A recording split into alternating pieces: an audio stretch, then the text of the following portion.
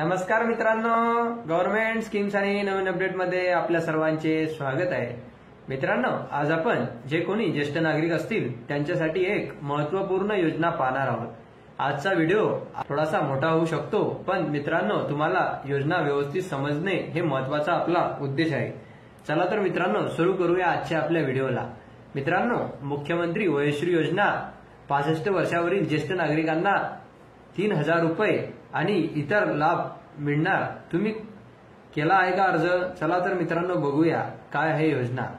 राज्यातील जनतेसाठी महाराष्ट्र सरकारने मुख्यमंत्री वयश्री योजना सुरू केली आहे। ही योजना नेमकी काय आहे, त्याचा लाभ नेमका कोणाला मिळणार, वयश्री योजनेचे फायदे काय आहेत, तसेच मुख्यमंत्री वयश्री योजनेच्या पात्रतेचे निकष नेमके काय आहेत या संदर्भात आपण सविस्तर माहिती जाणून घेऊया। मित्रांनो, राज्य सरकारकडून नागरिकांसाठी विविध योजना सुरू करण्यात येत असतात। अशीच एक योजना म्हणजे मुख्यमंत्री वयश्री योजना। राज्यातील 65 वर्ष वय आणि त्यावरील ज्येष्ठ नागरिकांसाठी मुख्यमंत्री वयश्री योजना सुरू करण्यात आली आहे।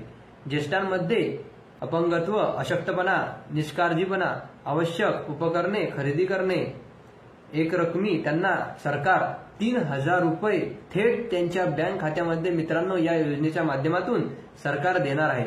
राज्यातील 65 वर्ष वय आणि त्यावरील ज्येष्ठ नागरिकांना त्यांच्या दैनंदिन जीवनात सामान्य स्थितीत जगण्यासाठी आणि त्यांना वयोमानांतर्वे येणारा अपंगत्व, अशक्तपणा यावर उपाययोजना करण्यासाठी, आवश्यक सहाय्याने साधने उपकरणे घेण्यासाठी, तसेच स्वास्थ्य केंद्र उपचार करण्यासाठी, मानसिक स्वास्थ्य संतुलन ठेवण्यासाठी त्यांना सरकार 3000 रुपये प्रति महिना अशी रक्कम त्यांना देणार आहे। योजनेसाठी आवश्यक काही कागदपत्र मित्रांनो आपण आता बघणार आहोत।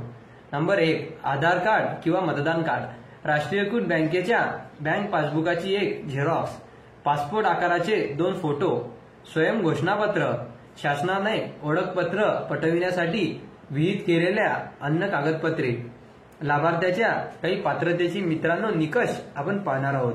योजनेअंतर्गत लाभार्थी व्यक्ती राज्यातील ज्येष्ठ नागरिक, ज्या नागरिकांनी 31 डिसेंबर 2023 अखेरपर्यंत वयश्री योजनेअंतर्गत वयाची 65 वर्ष पूर्ण केली असतील असे नागरिक या योजनेस पात्र समजले जातील।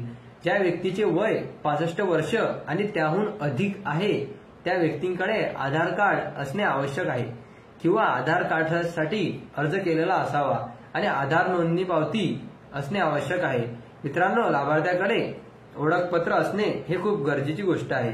लाभार्थी पात्रतेसाठी जिल्हा प्राधिकरणाकडून प्रमाणपत्र किंवा बीपीएल रेशन कार्ड किंवा राष्ट्रीय सामाजिक सहाय्य कार्यक्रमांतर्गत इंदिरा गांधी राष्ट्रीय वृद्धापन कार्ड, निवृत्ती वेतन योजनेअंतर्गत किंवा राज्य केंद्रशासित सरकारच्या इतर कोणत्याही पेन्शन योजनेअंतर्गत वृद्धापन कार्ड, निवृत्ती वेतन मिळाल्याचा पुरावा सादर करू शकतो।